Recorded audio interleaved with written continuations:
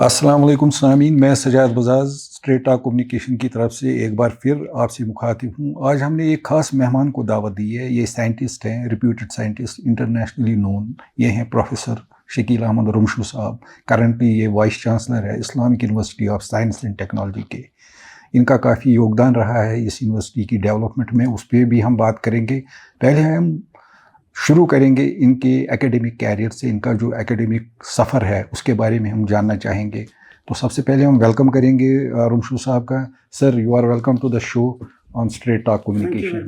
Thank you very much sir, हम आपसे जानना चाहेंगे कि जो आपका सफ़र रहा है, एकेडमिक सफ़र, कश्मीर से शुरू हुआ और जाके ये टोक्यो पहुंचा, वहाँ से भी होके ये फिर बैंकॉक पहुंचा, इस सारी कहानी के पीछे क्या है, क्या डेवलपमेंट से, ये आप हमारे नाजरीन के साथ शेयर कीजिए। Thank you very much.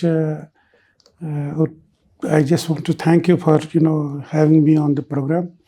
Thank you sir. तो let me start directly responding जो आपने क्वेश्चन किया है कि कहाँ से आपकी जर्नी स्टार्ट हुई। मैं बेसिकली मेरी पैदाइश जो है वो बिजबिहारा एक कस्बा है साउथ कश्मीर में, जी, तो वहाँ पर हुई है। और मेरी जो एजुकेशन है वहीं पर उसी डिस्ट्रिक्ट में 10+2 तक हुई। उसके बाद भी बाहर गया। तो जो मेरी अंडर ग्रेजुएट एजुकेशन है वो मैंने रांची जो आज झारखंड है वहाँ पर हुई। फिर मेरी पोस्ट ग्रेजुएशन जो है Asian institute of technology Bangkok में मैंने पोस्ट ग्रेजुएशन की स्पेस टेक्नोलॉजी में जी। तो उसके बाद मैं टोक्यो गया। टोक्यो यूनिवर्सिटी से मैंने PhD in civil engineering, water resources engineering मेरा फील्ड रहा। और उसके बाद जो है मैंने जापान में ही नौकरी स्टार्ट की, एरोस्पेस। हाँ, जापान एरोस्पेस एक्सप्लोरेशन एजेंसी में मैं साइंटिस्ट था जी। तो उसके बाद जो है वहाँ पर मैं करीब 7 साल वहाँ रहा। तो उसके बाद मैं वापस हिंदुस्तान आया जी। दिल्ली में मैंने एक ऑर्गेनाइजेशन है टेरी, टाटा एनर्जी रिसर्च इंस्टीट्यूट, जिसको आज देर एनर्जी रिसर्च इंस्टीट्यूट कहते हैं जी। तो उसमें मैंने ज्वाइन किया। और उसके बाद कश्मीर यूनिवर्सिटी में मैं आया और मैं कश्मीर यूनिवर्सिटी में अभी भी फैकल्टी हूँ, प्रोफेसर हूँ। वहाँ बहुत से डिपार्टमेंट्स का हेड रहा हुआ, डीन रिसर्च था मैं उस यूनिवर्सिटी का। और 2021 से पिछले 4 साल से मैं Islamic university of science and technology का वाइस चांसलर। जी सर, ये you are son of the soil, लेकिन जो आपने अपना डिफाइन किया कि अपना एकेडमिक कैरियर ये सारा बाहर ही रहा है, क्या यहाँ आपको लगा कि यहाँ लैक ऑफ वो प्रोफेशनलिज्म नहीं है, एजुकेशन में कहीं कोताहियाँ हैं सिस्टम में, इसलिए आप बाहर गए, और it was something else in your? नहीं, अगर आप देखिए अभी भी अगर आप देखिए जैसे नॉर्थ अमेरिका है या यूरोप है या ईस्ट भी जो है, अभी चाइना भी बहुत एडवांसमेंट किया है एजुकेशन में। जापान तो पहले से ही था जी। तो उसमें तो है फ़र्क हमारे यहाँ और डेवलप्ड वर्ल्ड में। तो एजुकेशन में तो बहुत फ़र्क है। लेकिन यह है कि वहाँ की एजुकेशन जो है कॉस्टली भी है। और मैं आपको बताऊं कि मेरी जो एजुकेशन पहले से ही मैं कहूँगा कि प्राइमरी से लेके पीएचडी तक मैंने स्कॉलरशिप्स हासिल किए जी। जैसे मेरा जो पीएचडी था यूनिवर्सिटी ऑफ टोक्यो में, मैं सारे एशिया में एक ही स्कॉलर था एशियन डेवलपमेंट बैंक एडीबी से। मैं एडीबी स्कॉलर था। इसी तरह जो मैंने यहाँ थाईलैंड में जो मैंने मास्टर्स किया, मैं नॉर्वे गवर्नमेंट का मुझे स्कॉलरशिप था। तो यहाँ पर भी जब मैं पढ़ता था तो जितने भी मेरिट स्कॉलरशिप होते थे, फर्स्ट पोजीशन स्कॉलरशिप, तो देयर आर अपॉर्चुनिटीज अवेलेबल। जब मुझे स्कॉलरशिप मिला तो that facilitated your journey to outside country, going outside the country. That's great sir. जो आपकी कोर स्पेशलाइजेशन है, जो हम देखते हैं आपका profile, it is climate change, environment and earth sciences. Exactly. ये अंदर से एक इंटरेस्ट थी इसमें कि ये ऑटोमेटिकली हुआ? बिल्कुल। अगर आप देखें जो पहले से ही मैं जब एजुकेशन मेरी भी इसी फील्ड में हुई तो फिर जो रिसर्च इंटरेस्ट भी इसी के साथ रिलेटेड है। लेकिन अगर आप देखें एनवायरनमेंट और अर्थ साइंस एक बड़ा इसी सब्जेक्ट है। जी सर। एनवायरनमेंट और अर्थ साइंस में भी मैंने कुछ अल्टीमेटली जो है फोकस किया। जो क्लाइमेट चेंज है वेरी इंपॉर्टेंट सब्जेक्ट है। इसी तरह वाटर रिसोर्सेज जो है glaciology, western Himalayas, western Himalaya में तो हम रहते ही है, यही बिल्कुल यही यही हमारा घर है। तो जो ग्लेशियर्स हो, वाटर हो या क्लाइमेट चेंज हो, ये इनको या एनवायरनमेंट के जो बाकी रिलेटेड इशू, इस पर मैंने अपना रिसर्च फोकस किया पिछले 20-25 साल से। उस रिसर्च का क्या फ़ायदा हुआ? तो अगर आप देखें ये बहुत ही इम्पोर्टेंट क्वेश्चन है कि जो हमने पिछले 25 साल में, जब मैं बाहर से आया तो जब कश्मीर यूनिवर्सिटी ज्वाइन की, तो आप देखें कि हिंदुस्तान में ग्लेशियर्स को स्टडी करने के लिए 2 इम्पोर्टेंट लैब्स है। एक तो जब हम अंटार्कटिका की बात करते हैं, आर्कटिक की बात करते हैं, एक लैब है उसको स्टडी करने के लिए आइस कोर्स को, ग्लेशियर्स को, वो है NCPOR, national centre for polar and ocean research, ये गोवा में है। और हिमालयाज के ग्लेशियर्स को स्टडी करने के लिए एक लैब है जो मैंने एस्टैब्लिश की कश्मीर यूनिवर्सिटी में। So that is a national lab. तो उसके अलावा जो सेंटर ऑफ एक्सलेंस मैंने एस्टैब्लिश किया ग्लेशियर स्टडीज इन, तो इसका जो आउटकम इन प्रोजेक्ट से आया, जो एक्टिविटी से, कश्मीर में मैं आपको बताऊं या हिमालयाज में बताऊं, वी से it is a water tower of Asia.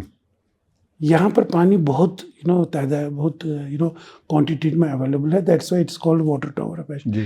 Jammu Kashmir Ladakh का जो सबसे इम्पोर्टेंट रिसोर्स है, सबसे important resource, that is water. यहाँ पर हमारे करीब 20,000 के करीब ग्लेशियर्स है, बड़े बड़े ग्लेशियर्स है।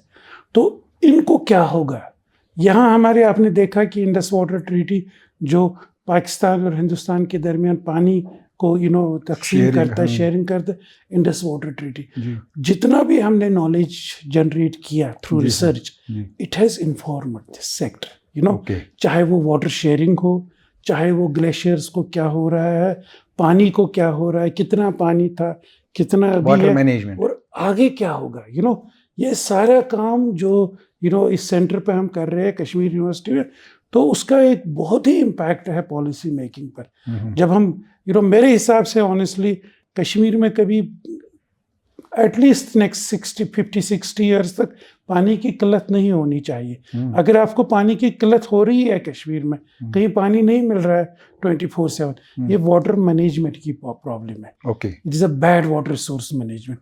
तो अगर आप पानी को अच्छी तरह से मैनेज करेंगे, resources we have but management is the problem. Management is, तो ये जो सारा रिसर्च है इसी के इर्द गिर्द हमारा है, तो इसके सोसाइटल इम्प्लीकेशंस बहुत है। जैसे आपने ग्लेशियर्स की बात की, we have a main glacier Kolahoi glacier. जब इस पे हम नज़र दोहराते हैं तो we find this glacier is melting at faster rate. It is the main source to Jhelum and other tributaries जैसी and some water bodies also. लेकिन पिछले कई सालों से जब हमने देखा है, I have also read in many papers कि ये डिटोरिएट हो रहा है, मेल्ट हो रहा है फास्ट से। जो आपकी रिसर्च है, तो आप कह रहे हैं सोर्सेज हैं हमारे पास, रिसोर्सेज मैनेजमेंट प्रॉब्लम है, लेकिन ये रिसोर्सेज भी डिप्लीट हो रहे हैं। For example this is the main glacier जो कश्मीर को सैराब करता है। Our agriculture economy is totally dependent on this glacier. इसको बचाने के लिए आपके रिसर्च में क्या है? ये जो मैंने कहा आपको, करीब 20,000 के करीब ग्लेशियर्स है हमारे जम्मू कश्मीर लद्दाख में। तो कोल्हाई समेत भी सारे ग्लेशियर्स पिघल रहे हैं, इसमें कोई दो राय नहीं है। एवरी ग्लेशियर कितना मेल्ट हो रहे हैं, कोई ज़्यादा कोई कम, ऑन एन एवरेज जब आप कोल्हाई को हर साल जब हम जाते तो ऑन एन एवरेज 18 मीटर्स इसका रिसीड हो जाता है। अगर आप थिकनेस के हिसाब से देखेंगे, ऑलमोस्ट 1 मीटर इसका एवरेज, स्नाउट से लेके टॉप तक एवरेज हर साल इसका 1-1 मीटर घट रहा है। यही सूरत हाल दूसरे ग्लेशियर्स की है। तो ये बहुत ये जो रिसोर्स है, जैसे आपने राइटली कहा है कि बहुत इंपॉर्टेंट रिसोर्स है, लेकिन हम we are losing this resource. It's a matter of time. बहुत से ग्लेशियर्स तो हमने लॉस किए हैं, तो अभी कुछ है बड़े बड़े हैं, तो इसलिए वो रह रहे हैं और रहेंगे भी, शायद 100-200 साल भी कुछ ग्लेशियर रहेंगे, लेकिन वी आर लूजिंग देम। तो इसका, जैसे आपने राइटली कहा कि इसका हर एक सेक्टर ऑफ इकोनॉमी के साथ impact, agriculture, horticulture, water resources, ये सारा है। तो ये, लेकिन जो हम ये ग्लेशियर्स क्यों पिघल रहे हैं? Under the influence of climate change. Climate change, who is creating a climate change? Climate change क्या है? क्लाइमेट चेंज इज बेसिकली जो हम industrialization all over the world हो रही है, उसके चलते जो है green house gases, carbon dioxide, nitrous oxide, बाकी कार्बन मोनोऑक्साइड, ये सारे ग्रीन हाउस गैसेस इमिट होते हैं। तो चूंकि जब हम जैसे कश्मीर में जब हम कहते हैं कि वेस्टर्न डिस्टर्बेंसेस आ रहे हैं और पानी 2 दिन के बाद बारिशें होंगी, 3 दिन, तो ये कहाँ से आती है? वेस्टर्न डिस्टर्बेंस वेस्ट से आती है, अटलांटिक ओशन से आती है, यूरोप के ऊपर से आती है। तो जब ये हवाएं आती है, इसमें मॉइस्चर भी होता है, रेन, और इसके साथ गैसेस भी होते हैं, ग्रीन हाउस गैसेस भी होते हैं। तो हालांकि हमारे यहाँ ज़्यादा इंडस्ट्रियलाइजेशन नहीं है, लेकिन हम पर इसका बड़ा बुरा असर पड़ रहा है। तो इसकी जो एक्शन है, इसका जो मिटिगेशन है, ये ग्लोबल लेवल पर ही होना चाहिए, तभी यहाँ पर इसका इम्पैक्ट पड़ेगा, एकदम पॉजिटिव इम्पैक्ट पड़ेगा। मैं कहता हूँ we are not responsible for the emission of green house gases, but we face the maximum brunt of the climate change. सबसे ज़्यादा असर हमें ही पड़ रहा है, we are not responsible for it. तो लेकिन जैसे हर साल ऑल ओवर द ग्लोब सारे हेड्स ऑफ द स्टेट्स मिलते हैं, उसको जिसको हम बोलते हैं COP meetings, conference of parties, ये सारे पार्टीज है इस क्लाइमेट चेंज में, Hindustan, they meet every all the and they are signatories to it कि हमें इतना कम करना है ग्रीन हाउस गैसेस। इससे टेम्परेचर, आपने तो सुना होगा पेरिस एग्रीमेंट, क्योटो प्रोटोकॉल, ये सारे बाइंडिंग एग्रीमेंट्स है नेशन स्टेट्स पर। तो ग्लोबली इसके लिए बड़ा और ज़्यादा एम्फेसिस होना चाहिए, ताकि क्लाइमेट चेंज जो है, क्योंकि ग्लोबली कहा गया, लोगों से एक सर्वे की गई, यूनाइटेड नेशंस ने लोगों से पूछा जरा आप लिस्ट कीजिए important threats to the humanity, climate change was the number 1 threat to the humanity. तो ये यूनाइटेड नेशंस ने बिल्कुल इसको सीरियसली लिया है, इसलिए ग्लोबल लेवल पर इस पर नेगोशिएशंस होते हैं। वो तो एक लेवल पर है, लेकिन लोकल लेवल पर भी हम बहुत कुछ कर सकते हैं। वही मैं कहने वाला था, रीजनल लेवल पे, लोकल लेवल पर या नेशनल लेवल पर भी हम बहुत कुछ कर सकते हैं। जैसे मैं आपको एग्जांपल दे दूं, फॉरेस्ट्स यहाँ अगर आप 50 साल पहले देखेंगे, 100 साल पहले फॉरेस्ट्स यहाँ बहुत ज़्यादा थे। डिफॉरेस्टेशन जो हुई यहाँ पिछले 30-40 साल में ज़्यादा हुई। तो फॉरेस्ट्स ये जो ग्रीन हाउस गैस है, खासकर जो मेजर ग्रीन हाउस गैस होता है कार्बन डाइऑक्साइड, इसको एब्जॉर्ब, जैसे हम एक्सेल करते हैं कार्बन डाइऑक्साइड, वो ट्रीज जो है उसको लेते हैं। तो फूड वूड जो ग्रीन फोटोसिंथेसिस उसी से होती है। ये एक है, जितना हम प्लांट्स ज़्यादा करेंगे, जंगलों को बचाएंगे, तो उससे माहौलियात पर अच्छा असर पड़ेगा, क्लाइमेट चेंज मिनिमाइज हो जाएगी।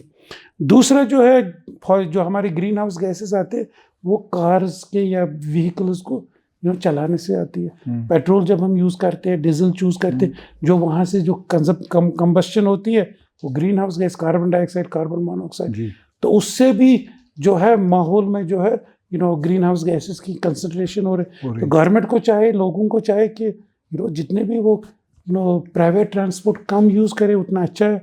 अभी तो वो हालत आ गई है, वो सिचुएशन आ गई है, घर में अगर 4 लोग है, चारों के पास गाड़ियाँ हैं।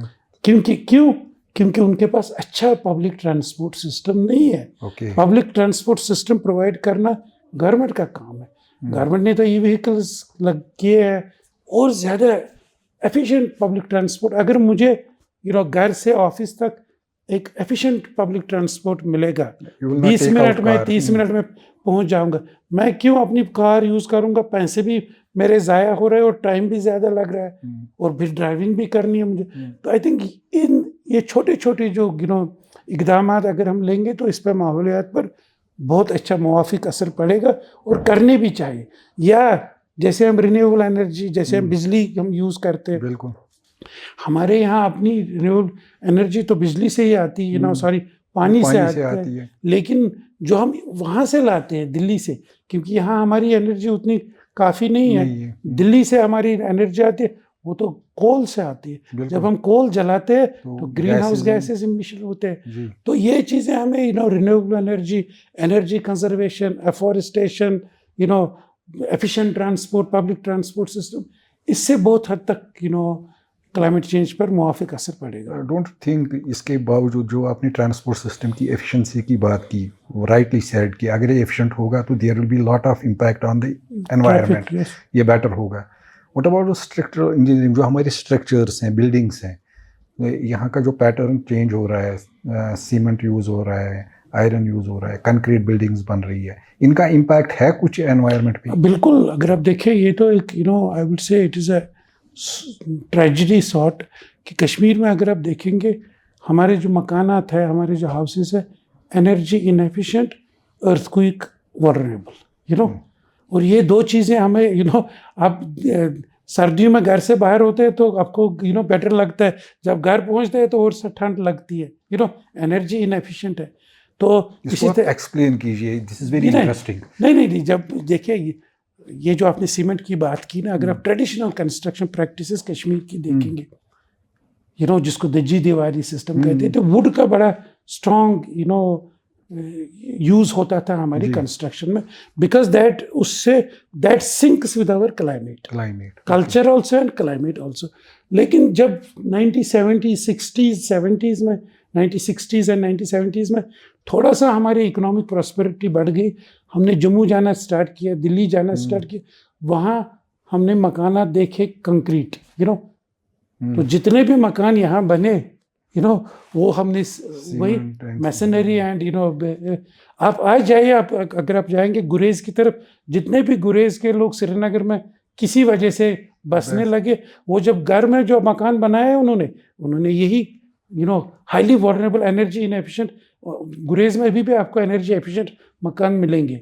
ये हमने 1960s में कश्मीर में किया, श्रीनगर में किया 1960s 9, और वो जो गुरेज वाले हैं वो अभी स्टार्ट कर रहे। जब भी आप नई कंस्ट्रक्शन देखते हैं वो तो brick and mortar and concrete की है।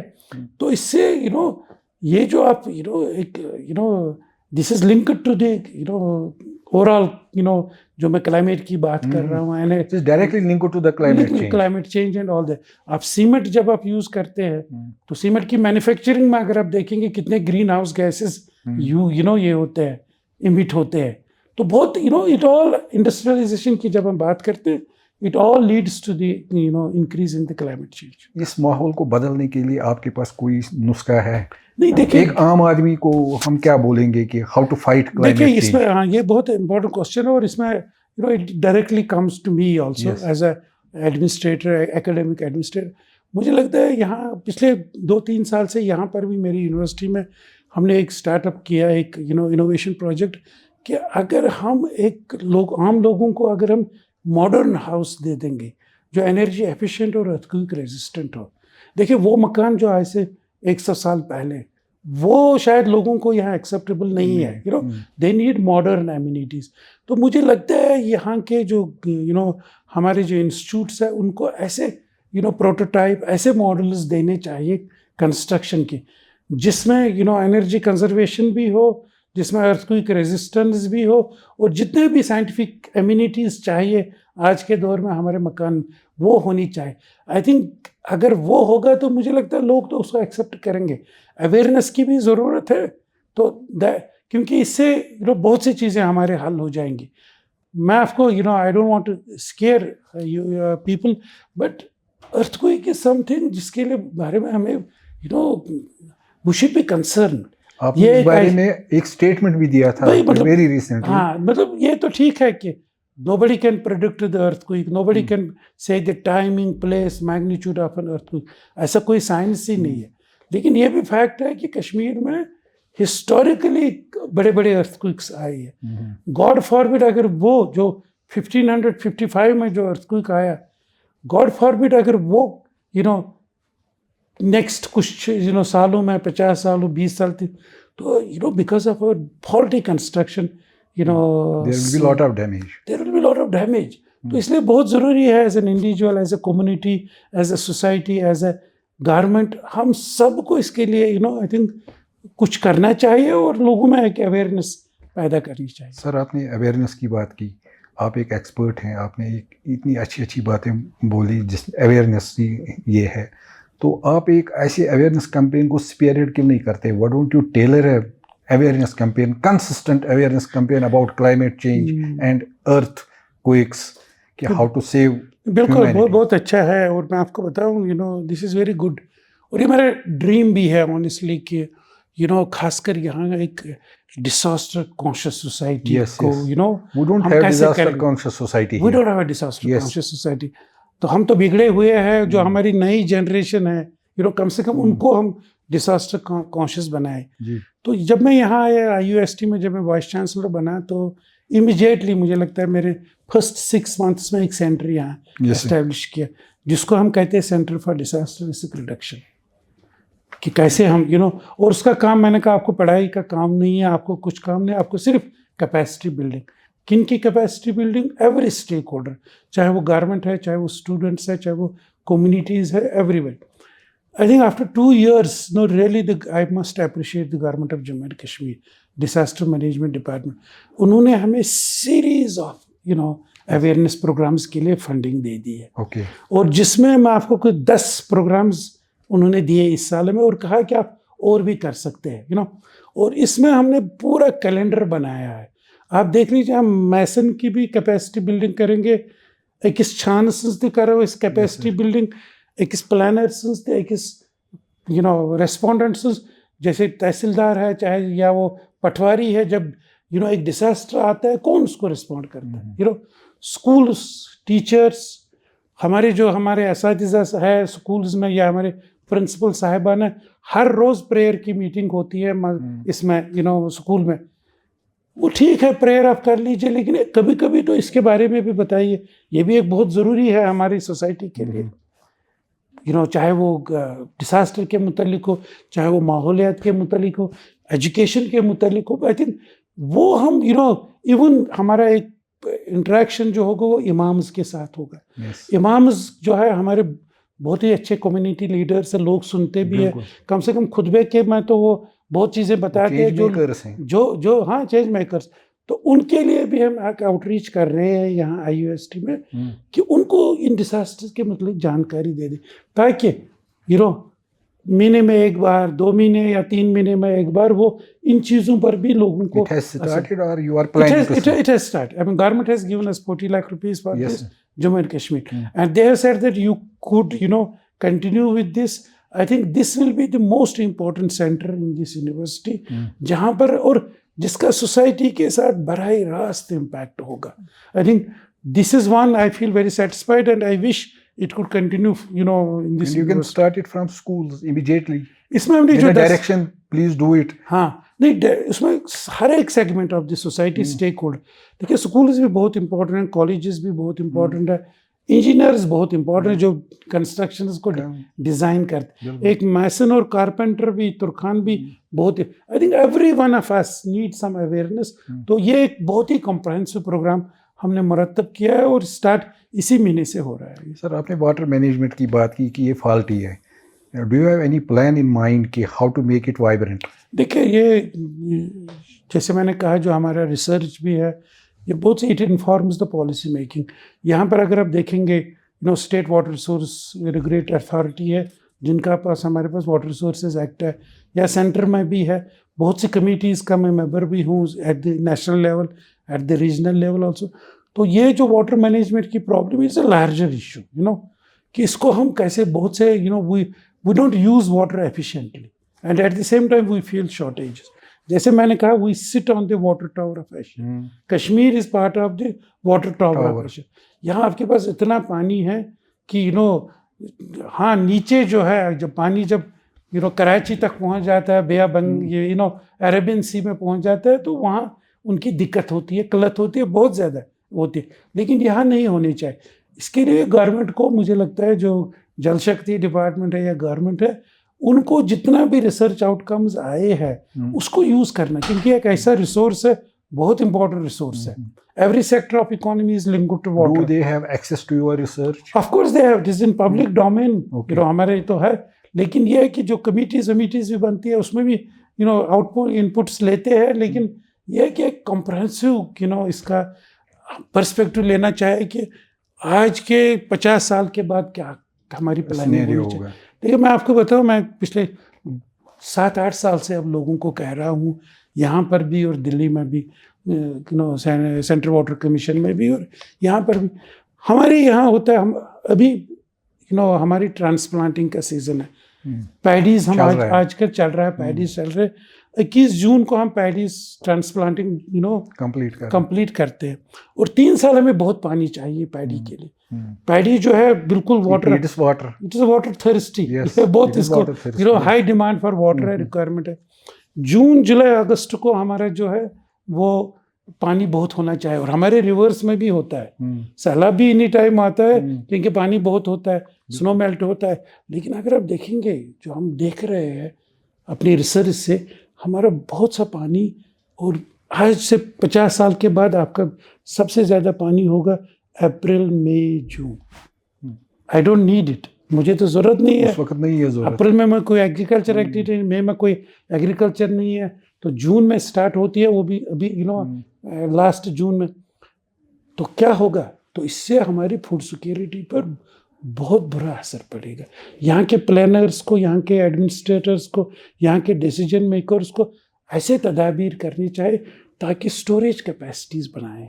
We have to create reservoirs, water reservoirs. हमारी इंडस वाटर ट्रीटी है, उसमें अलाउड है कि आप छोटे छोटे, आप जहलिम पर नहीं बना सकते, लेकिन जहलिम की ट्रिब्यूटरीज पर आप 24 ट्रिब्यूटरीज है, वहाँ पर आप बना सकते हैं।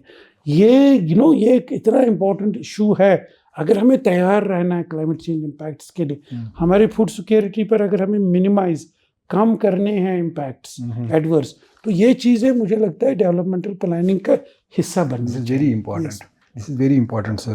सर, इंडस वाटर ट्रीटी की आपने बात की, इस वक्त 2 countries are locked over this issue. What is your opinion about it? देखिए, बलूर बैराज भी बीच में आ गया, now government of India has started. ये बहुत ही इम्पोर्टेंट इशू है, लेकिन चूंकि मैं वाइस चांसलर हूँ तो इसलिए एकेडमिक अपार्ट मैं एक वाइस चांसलर हूँ, इसलिए ये looking at the sensitivity of this issue, so I think it will be better for me not to speak on this. ठीक है सर। सर, IUST के बारे में आपने बोला, now you are currently in second term as vice chancellor of the university. तो जब आपने ज्वाइन की एज वाइस चांसलर, आप यहाँ आए, तो उस वक्त क्या सिनेरियो था, आज की डेट में क्या सिनेरियो? देखिए, कंपेयर द टू। हाँ, नहीं, आई विल नॉट कंपेयर, लेकिन मैं आपको कुछ बताऊंगा कि ये जो ये IUST जो है 2005 में एस्टेब्लिश हुई, और भी कुछ यूनिवर्सिटीज़ 2005 में एस्टेब्लिश हुई। I don't want to compare, तो उसके मुकाबले में इसका ग्रोथ देख लीजिए, बहुत ज़्यादा नोटिस में भी आई है, और डेवलप भी हर एक फील्ड में। लेकिन मैं आपको बताऊं, जब मैं यहाँ वाइस चांसलर आया तो उस टाइम 41 प्रोग्राम्स यहाँ थे, 41 undergraduate, postgraduate and PhD programme. अभी इस वक्त जो है छोटे से 3.5 पीरियड जो है बहुत छोटा है, ऑलमोस्ट डबल किया, 76 प्रोग्राम्स। हमने लास्ट 2 साल में 17 अंडर ग्रेजुएट प्रोग्राम्स लॉन्च किए। किन एरियाज में? Artificial intelligence, machine learning, data sciences, robotics, space technology, ऐसे फील्ड्स जो डिमांडिंग है। अब लास्ट ईयर हमने हमारी एक यूनिवर्सिटी, वाहिद यूनिवर्सिटी है जम्मू कश्मीर में, जहाँ पर एडमिशन्स बहुत ज़्यादा इंक्रीज हो गई, क्योंकि हमने ऑफरिंग्स ऐसे इंक्लूड की जो एम्प्लॉयबिलिटी जिसकी स्किल्स, मैंने यहाँ कितने स्किल्स लैब्स एस्टैब्लिश किए। इनोवेशन एंटरप्रेन्योरशिप हम regularly we are being ranked 4 star by the minister of education, government of India. इतना कल्चर इनोवेशन एंटरप्रेन्योरशिप का है। तो बहुत सारे, अगर आप फिजिकल इंफ्रास्ट्रक्चर भी देखें, ये एक छोटा सा कैंपस था IUST, अभी इस यूनिवर्सिटी के 5 कैंपस है, और इससे बड़े बड़े campus. It has been growing very fast. Very fast. हमने यहाँ एक लारमू कैंपस है, करीब 200 कनाल ज़मीन ले ली। यहाँ पर हमारा जो वस्तूरवन कैंपस है, करीब 1000 से ऊपर कनाल की ज़मीन है। श्रीनगर का कैंपस हमने जिसको हम इनोवेशन, यहाँ हमारा इनोवेशन कैंपस है, यहाँ श्रीनगर वाला कैंपस हमारा, सिकलिंग वाला कैंपस। तो बहुत सारे डेवलपमेंट हुई है या, लेकिन अगर आप पिछले 25 साल में भी देखें, 20 साल से देखें, तो कंसिस्टेंटली यहाँ पर इंफ्रास्ट्रक्चर डेवलपमेंट हुई है। तो इसलिए मेरे लिए ईजी हुआ कि मैं एकेडमिक्स को प्रमोट कर लूँ, मैं रिसर्च को प्रमोट कर लूँ, मैं इनोवेशन, स्किलिंग, क्योंकि यहाँ पर बेसिक इंफ्रास्ट्रक्चर था और उसको हमने और भी आगे बढ़ाया। लेकिन एंड गवर्नमेंट भी बहुत सपोर्टिव रही है इंफ्रास्ट्रक्चर के लिए। यहाँ पर।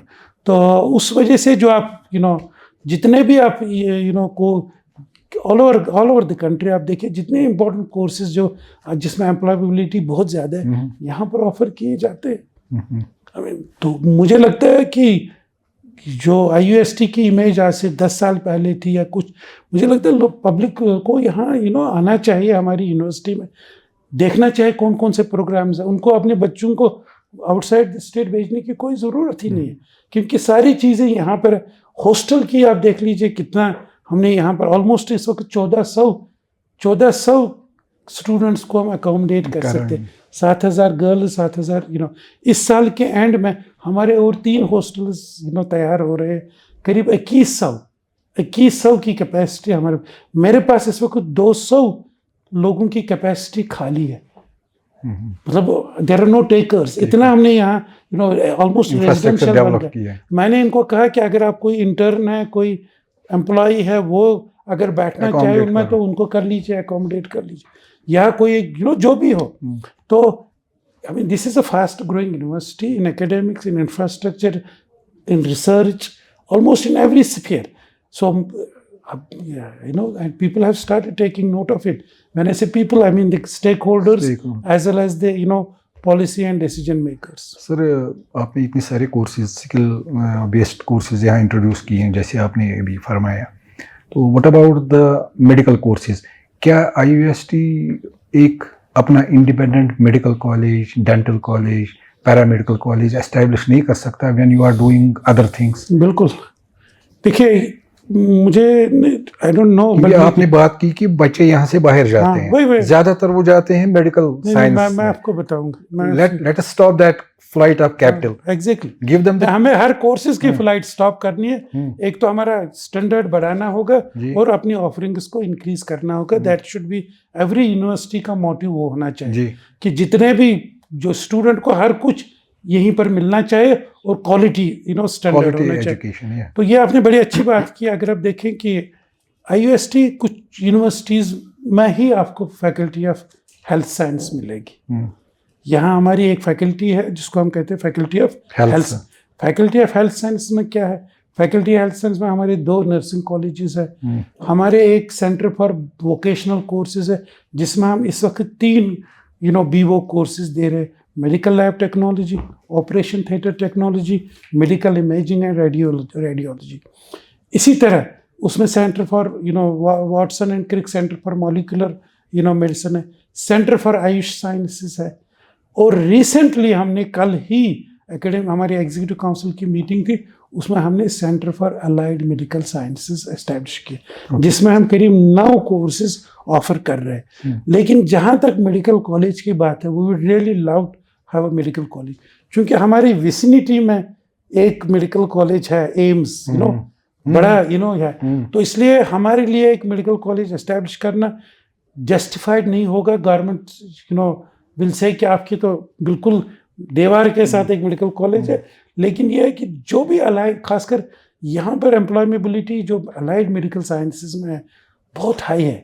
और मेडिकल एक ऐसा प्रोफेशनल है, मेडिकल सर्विसेज, जिसमें बहुत ज़रूरत है इस चीज़ की। तो इसलिए हमने कॉन्शियसली ये कोर्सेज जो है स्कूल ऑफ हेल्थ साइंस में किए। और एक बहुत अच्छी फैकल्टी भी हमारी है और बहुत से प्रोजेक्ट्स भी एट द नेशनल लेवल हमने लिए हैं, जो that issue very important concerns of the people, चाहे वो क्रॉनिक डिजीज हो, चाहे वो कैंसर्स हो। हमारी उस फैकल्टी में we have a very competent faculty. Sir, एक इम्पॉर्टेंट क्वेश्चन है कि आपको चैलेंजेस क्या आए इस यूनिवर्सिटी में एज वाइस चांसलर, जब आपने यहाँ स्टार्ट किया, फिर आपने डेवलपमेंट की? जैसे आपने कहा कि 41 कोर्सेज थे, टुडे 76। ये अचीव करते करते there must be some challenges आपने फेस किए होंगे। What were those challenges? देखिए, IUST जो यूनिवर्सिटी है it is progressing very well. लेकिन बहुत से लोगों को पता नहीं है कि ये यूनिवर्सिटी जो है, जो सैलरी है एम्प्लॉयज़ की, वो हम उसका एक सिग्निफिकेंट पार्ट हम खुद जनरेट करते हैं revenue, compare to other universities in Jammu and Kashmir जिनको पूरा 100% ग्रांट मिलता है, फंडिंग मिलती है। Government has been very kind to us, has increased the funding. लेकिन मुझे जो है significant part of my salary also I have to earn from my own. तो ये एक चैलेंज है, यू नो। तो इसके बावजूद भी जो हमने 3 साल या 4 साल में 41 to 76, ये भी एक अनइमेजिनेबल है, यू नो। ये हमने कैसे अचीव किया, यू नो। अगर आप देखिए, जस्ट 4 साल पहले हमारा जो रिसर्च पोर्टफोलियो था, जो हमारी रिसर्च फंडिंग आती थी, वो 3 करोड़ रुपया थी। 3 करोड़ रुपया 4 साल पहले। आज 30 crore rupees, you know. Government of India के, मैंने यहाँ की फैकल्टी को कहा, आपको जो है हर एक को कम से कम एक रिसर्च प्रोजेक्ट लाना है to address societal issues and also to bring money to this university, you know. Employment भी आती है, रिसर्च भी इम्प्रूव है, क्वालिटी भी इम्प्रूव होती है। इसी तरह जो हमने नए नए कोर्सेज, यू नो, किए, जो यहाँ से जाते थे बाहर, बेंगलोर जाते थे या कहीं, 5 लाख रुपया डोनेशंस देते, 10 लाख रुपया देते, देन एक्सपेंडिचर भी बहुत है। हमने वो कोर्सेज यहाँ ऑफर किए और लोगों ने उसको ऑफर किया, यू नो, टेकअप किया। तो उससे हमारी जो इनकम है वो भी बहुत ज़्यादा, यू नो, इंक्रीज हो गई। लेकिन, you know, of course every Indian university has a challenge of financial resources होती है, यू नो। तो दूसरी जो, यू नो, एक और चैलेंज जो है, जो, यू नो, जिसको हम, यू नो, इंटेलिजेंटली हम उसको एड्रेस कर रहे हैं। देखिए, जो बेस्ट ह्यूमन रिसोर्सेज जो होते हैं वो बड़े बड़े यूनिवर्सिटीज़ में जाएंगे। जबकि कोई तो आपको जो, यू नो, अमेरिका से कोई आएगा या किसी अच्छे इंस्टीट्यूट से आए, वो तो चाहेगा मैं कश्मीर यूनिवर्सिटी में फैकल्टी बनूं, मैं जम्मू यूनिवर्सिटी में बनूं, मैं NIT में बनूं, मैं कॉस्ट में बनूं। तो उसको, you know, to get the best talent, तो मैंने यहाँ एक स्कीम की, यू नो, एस्टैब्लिश की, only university in the country. मैंने कहा जो हमारे पोस्ट डॉक वाले अमेरिका में, नॉर्थ यूरोप में कहीं पर भी है, ईस्ट में है, जापान में है, चाइना में है, तो वो एक स्कीम है, Ramanujan fellowships, government of India की एक स्कीम है। वो आती है, वो मतलब that is really, you know, after very strict security, एक नेशनल लेवल कमेटी उनको सिलेक्ट करती है और डिफरेंट यूनिवर्सिटीज़ में एस्टेब्लिश करते। लेकिन unfortunate this is to stop the, you know, brain drain, जिसको कहते हैं ब्रेन गेन में इसको, यू नो, कन्वर्ट किया। लेकिन ये बेचारे जब आते हैं मुख्तलिफ यूनिवर्सिटीज़ में, देते हैं इनको फेलोशिप, 5 साल की फेलोशिप होती है, बस फिर उनको कहीं जॉब ही नहीं होती है। कॉलेजेस में जाते हैं, स्कूल्स में जाते हैं, वापस अमेरिका जाते हैं। मैंने यहाँ कहा, आप मेरे यहाँ काम कीजिए, I will make you permanent assistant professors. Okay. तो उससे हमारा जो है, अभी आप देख लीजिए 15 तारीख को हमारी एक मीटिंग है, इसी को मेरे पास इस वक्त करीब 25 के करीब एप्लीकेशंस है, different parts of the world आए, और उन एरियाज में उन्होंने एस्टैब्लिश किया अपने आप को, उन यूनिवर्सिटीज़ में काम किया जो ग्लोबली हाईली रैंक्ड इंस्टीट्यूशंस है। तो उसको मैं यहाँ, जो चैलेंज है हमारा टू गेट बेस्ट टैलेंट, उसको मैंने वेरी इनोवेटिवली उसको हमने यहाँ, यू नो, एड्रेस किया। और बाकी तो छोटी छोटी चैलेंजेस होते ही है, यू नो, वो तो हम, यू नो, हर एक यूनिवर्सिटी को भी होते हैं और हमें भी होते हैं। सर, एक कॉन्सेप्ट चल रहा है यहाँ पे कि जब हम अनएम्प्लॉयमेंट देखते हैं अपनी रियासत में, जम्मू एंड कश्मीर में अनएम्प्लॉयमेंट रेट काफ़ी हाई है, तो इंस्टीट्यूशंस का role to beat this unemployment rate जब हम कम देखते हैं, it has been very minimal. तो एक कॉन्सेप्ट है, एक नैरेटिव चल रहा है कि our educational institutions, including universities and colleges, they produce liabilities than assets. Yeah. What is that? Exactly. No, ये this is a fact also। और जो national education policy जो आई, इसी को खत्म करने के लिए आई कि we are not able to produce the assets or, you know, graduates, those are employable, readily employable by government or the industry। उससे पहले मैं इसमें डिटेल्स में जाऊँ, पिछले 4 साल का अगर आप देखें placement record, you know, IUST का, जब मैं यहाँ आया तो हमने एक मीटिंग बुलाई और कहा कि हमारा क्या है, यू नो, एम्प्लॉयमेंट क्या है, यू नो, प्लेसमेंट क्या रिकॉर्ड है। तो बड़ा खींच वींच करके पता चला कि ये 28% है। मैंने कहा ये तो नेशनल एवरेज से बहुत है। अगर आप देखें नेशनली तो ये तो टेक्नोलॉजी यूनिवर्सिटी है, टेक्नोलॉजी की तो 55% है, ये तो बिल्कुल आधा है, यू नो। तो अगर आप देखिए पिछले 4 साल में, इस वक्त मेरी जो प्लेसमेंट है, it is 60%। 60% much above the national average. It is much above the national average, 60%। तो इसमें क्या किया हमने, यू नो, बहुत सी चीज़ें हमने, जो स्किलिंग है या इनोवेशंस है, बहुत से, यू नो, कुछ प्रोग्राम्स किए, मैसिव स्किलिंग। आप यहाँ पर you can not imagine, there are almost more than 600 skill-oriented courses being offered across these 76, streams.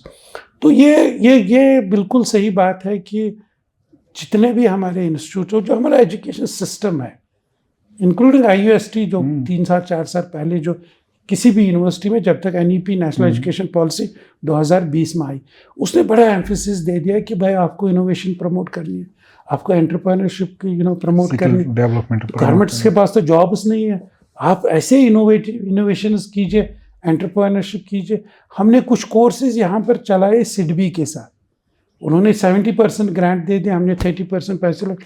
These are the best entrepreneurs, I tell you, established entrepreneurs. और अगर आप देखें वो जो एंटरप्रेन्योर्स हमने उसमें चूज किए 10+2 ही थे वो, उनकी उतनी थी टैक्सेशन के मतलब उनको कोई जानकारी, ई-कॉमर्स के मतलब, तो हमने उनको 1 साल यहाँ लगाया। उनके जो पहले जो एस्टैब्लिश्ड कुछ एंटरप्रेन्योरशिप स्किल्स थे, कोई दुकान, मेरे हिसाब से कोई अगर अच्छी तरह से एक दुकान चलाएगा, this is the best entrepreneurship. I mean it is not easy to run some business, small business. एक शॉप ही कर ले आप, इसको इनोवेटिवली कर ले, इट बिकम्स अ स्टार्टअप। या PhD यहाँ पर जो 3 साल बच्चा देता है, तो क्या उसका आउटकम है? जो मुझे आप पूछ रहे हैं कि रिसर्च जो है इसका क्या फ़ायदा है सोसाइटी को, I think this is to be linked. मैं बार बार इस पर एम्फेसिस दे रहा हूँ कि जो आपका 3 साल का काम है PhD का, it should be able to address some societal issue. और जब ये मेन स्ट्रीम हो जाएगा, जब सारे हिंदुस्तान में इस टाइप की जो नेशनल एजुकेशन पॉलिसी को सच में इम्प्लीमेंट किया जाएगा, आप देख लीजिए एम्प्लॉयमेंट तो कहीं रहेगी नहीं। सर, इन इंस्टीट्यूशंस में, यूनिवर्सिटीज़ में जो भी रिसर्च होता है, बड़े बड़े रिसर्च स्कॉलर्स हैं, उनकी थीसिस जब सबमिट होती है, वो निकलते हैं डॉक्टरेट करके, लेकिन वो जो उनकी थीसिस होती है, जो उन्होंने काम किया होता है, तो ये तो यूनिवर्सिटी के उस लाइब्रेरी की जीनत बन जाती है और सड़ जाती है। It is not being implemented on ground. Agreed. बहुत से थीसिस जो है, they don't see the light of the day. ये तो बहुत से नहीं sir, 99%। Exactly, that's what the NEP national education policy जो है, जो कहती है कि ये आप स्टॉप कीजिए, आप you just have an issue based, societal concern based research. वो आई मीन ये हर जगह अभी इसकी चर्चा होती है। पिछले 4 साल से आप देख लीजिए, खासकर जम्मू कश्मीर में मैं आपको बताऊं कि बहुत सी एक्टिविटीज़, बहुत से इनिशिएटिव्स ऐसे लिए गए कि जो आप ये जैसे रिसर्च के हवाले से, इनोवेशन के हवाले से, स्किलिंग के हवाले से, एम्प्लॉयमेंट के हवाले से, आई थिंक मुझे लगता है 5-6 साल के बाद आप इसका इम्पैक्ट देखेंगे। जो हम एक्टिविटीज़ यहाँ आज कर रहे हैं, या जो ये तो 4 साल के बाद निकलेगा ये बच्चा, उसका एम्प्लॉयमेबिलिटी तो आप 4 साल के बाद देखेंगे उसकी, राइट। तो वो that is something that we need to really we need to measure the impact. Yes, that's very important. I think there have to be key performance indicators होने चाहिए, और है भी, जैसे NEP इम्प्लीमेंटेशन है, मेरे ख्याल से बहुत कुछ हो रहा है, लेकिन बहुत कुछ और भी करना है। Thank you very much, sir. Thank you very much. It was pleasure. Same here, sir. Thank you very much. Thank you.